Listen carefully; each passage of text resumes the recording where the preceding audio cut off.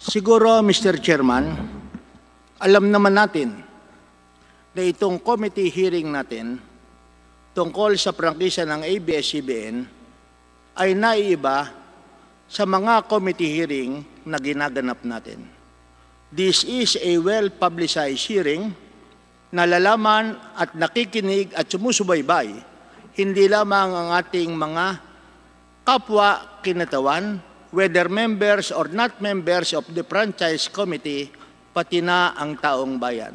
At sa aking pananaw, siguro naman sasabihin ng mga kasapi ng technical working group na kahit na maraming issues, I am absolutely certain that like the ordinary people, they are carefully watching kung ano ang mga proceedings natin at sa tingin ko, alam nila kung paano ang gagawin sa kanilang technical working group, pati na ang kanilang report. Maraming salamat, Mr. Chairman. Mr. Chair. Kong Mike. Mr. Chairman, nais ko lang pong idagdag, kasi po dito po sa committee report, dito po ang tatlong tao na nakapirma, si Deputy Speaker Garcia, ang tumatayong tagapamahala ng Technical Committee. At para po sa majority, si Congressman XJ Romualdo. Sa minority po, ang nakapirma ay si Congresswoman Stella Kimbo. In fact, she voted against the committee report. Ang nais ko lang po sabihin, Mr. Chairman, sa party po ng majority, yun po ang responsibilidad ng mayorya. Sa minority, of which the Honorable Abante is our minority floor leader, which includes the Honorable Sorate, sila po ang dapat mag-usap sa minorya kung ano ang kanilang posisyon, kung meron man, Mr. Chairman. But as far as the majority is concerned, andito po nakapirma ang tatlo at may representasyon ang ating minorya. Thank you, Mr. Chairman. Thank you. With that, Comsec, pwede po ba ninyo mabasa yung title ng ating committee resolution?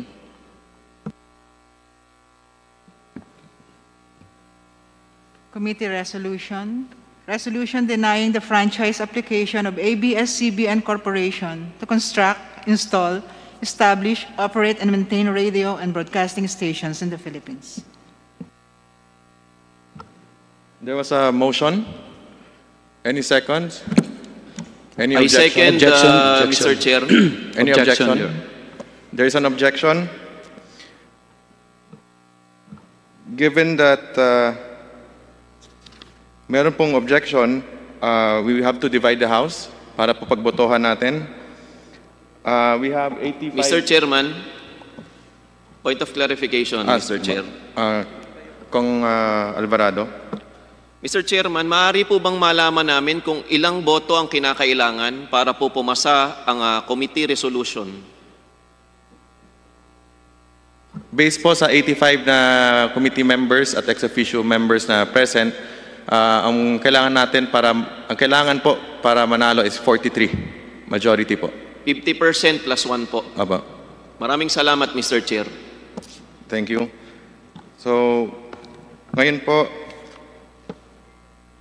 nais po nating i-remind, we would like to remind members na pagdating po sa voting natin, that a yes vote means that a member supports the adoption of the committee resolution. Hence, a denial of the franchise application of ABS-CBN Corporation.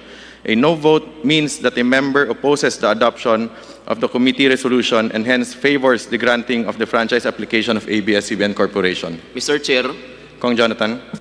Tama po ba na mga miyembro at ex-officio members lamang ang maaring bumoto sa House resolution po na pagbobotohan natin ngayong tanghaling ito?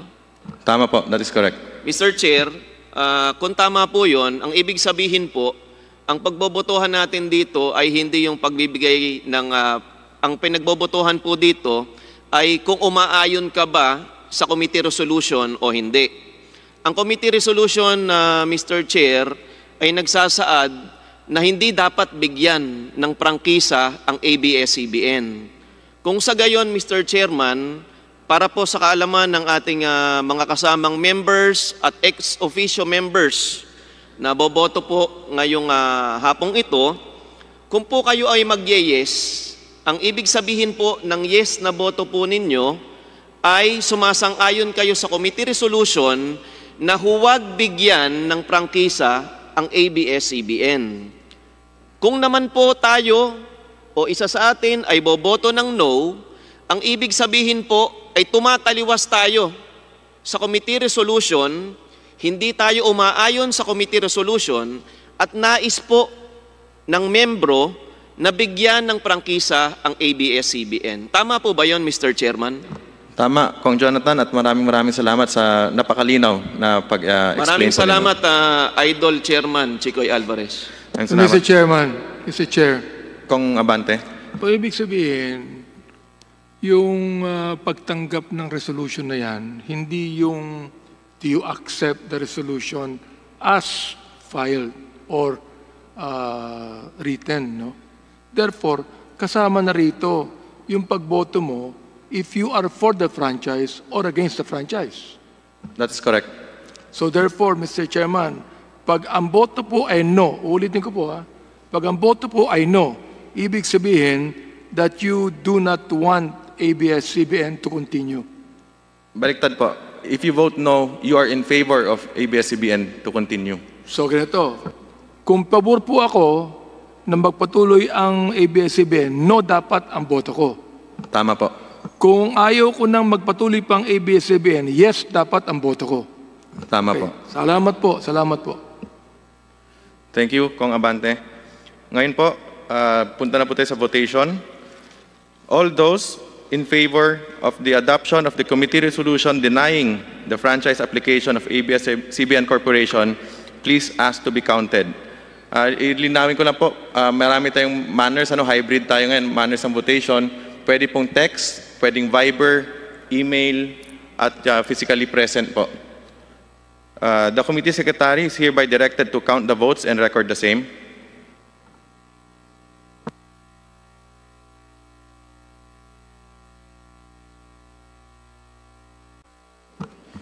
Hearing resumed. All those who are against the adoption of the committee resolution denying the franchise application of ABS-CBN Corporation, please ask to be counted. The committee secretary is hereby directed to count the votes and record the same. Yung nasa dito po sa plenary, pwede po taas po ng kamay yung Kong Zarate and Kong Abante. Kong Zarate po. Yes, Mr. Chair, I'm formally registering my negative vote to the resolution on the floor. Thank you, Mr. Chair. Noted po, Kong Abante, Kong Zarate, Kong Abante. Ganon din po ako, I register my negative vote on the resolution. Noted po. So ngayon po, bibigyan po natin ulit ng time ng Secretariat na bilangin po yung no votes naman sa Zoom and sa text and sa email and sa lahat pang ibang platforms.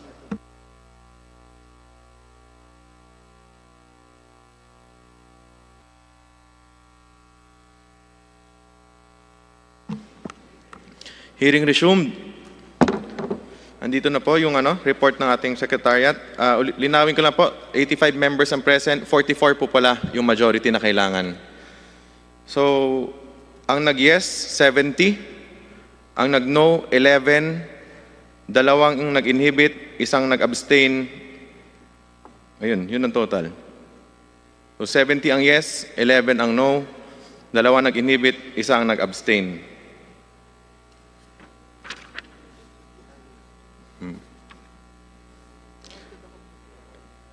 The resolution to deny ABS-CBN's franchise application is hereby adopted. Pursuant to Section 49 of the Rules of the House of Representatives, all House bills and House resolutions relative to the grant or renewal of the franchise application of ABS-CBN Corporation are hereby laid on the table. The committee secretary is hereby directed to inform all the authors of the bills and resolutions of the decision of the committee in writing, and as far as practicable, though electronic mail, within 5 days, stating the reasons therefore. Mr. Chair, Mr. Chair, Kong Jonathan. point of clarification lang po. Ano po ba ang ibig sabihin ng laid on the table, Mr. Chair? Comsec. Committee Secretary. Para sir na, na siya, kill. Maraming salamat, Mr. Chair. Ibig sabihin po, itong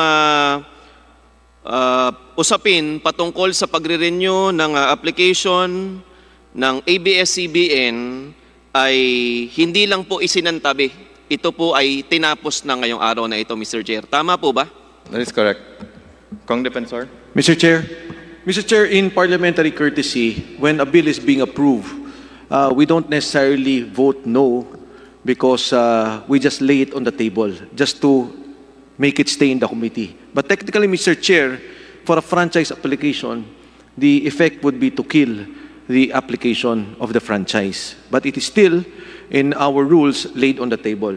And Mr. Chair, as this is a historic moment for the House of Representatives and of course for the Filipino nation, I move that all members, Mr. Chair, who voted for the adoption of the committee resolution be made as co-authors. I so move, Mr. Chair.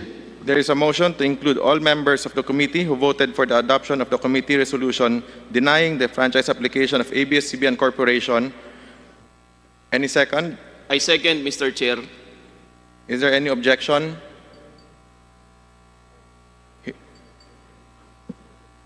Who voted, not present? I'm sorry. I withdraw my objection. Without any objections, motion is approved.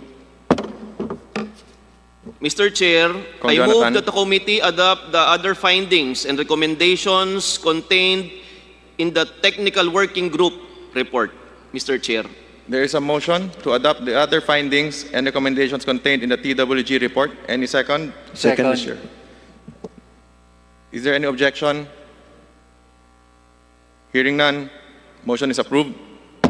Mr. Chair, Kong Defensor. for purposes of transparency, I move that we authorize the chairman of the Committee on Legislative Franchises to release the TWG report and the adopted committee resolution to the public and other committees of the House. I so move, Mr. Chair. There is a motion. Any second? I second, Mr. Chair. Any objections? Hearing none, motion is approved. Mr. Chair, mukha pong tapos na ang usapin ngayong araw na ito. Mr. Chair, I move to adjourn. Mr. Chair, Mr. Chair, Kong Defensor. let me, before I second the motion, let me just congratulate you, also those who voted no. The members of the minority are all here. Those who have worked for the 11 hearings, the 12 hearings, Mr. Chair. Let me congratulate you, Mr. Chairman, again, and the TWG group. I second the motion, Mr. Chair. Mr. Chair, before we adjourn, Yes. I just want to be clarified if this committee report will still be. I just want to be clarified if this committee report will still be presented to the plenary, not anymore. Hindi na po. This is it, no? Okay. Mr. Chair, Kong Garin. Mr. Chair, we are in receipt of some text from fellow members from the minority who would like to insert explanation of their vote. Yes, Just a pwede po moment. isubmit na lang po sa committee. Thank you. Thank you, Mr. Chair. As there are no other matters to discuss and there's a motion to adjourn, duly seconded, hearing is adjourned.